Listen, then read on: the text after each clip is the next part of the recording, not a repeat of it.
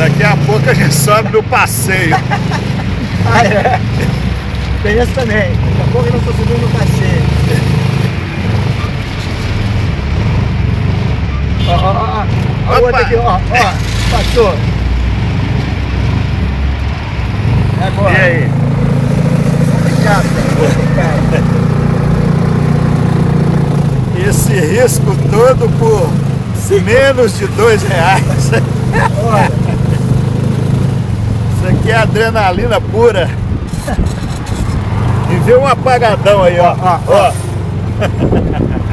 Olha o táxi, olha o táxi. Sai, táxi, sai que você vai ser atropelado. Sai, vai. O cara deixou a porta aberta.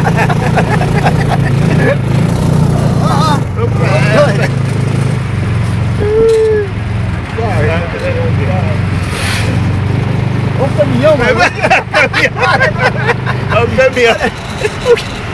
Ah, o caminhão.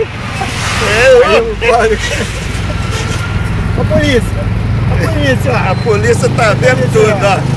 A polícia vendo tudo. Passando a coisa boa da polícia. PH, trânsito presta mesmo, né? Tem que aprender, né? Agora nós vamos pra cima do passeio daqui a pouco. Olha lá. Mais um aí. Ó. Esse aí tá novinho. A toca dele é locada. Olha o ônibus, olha o trole.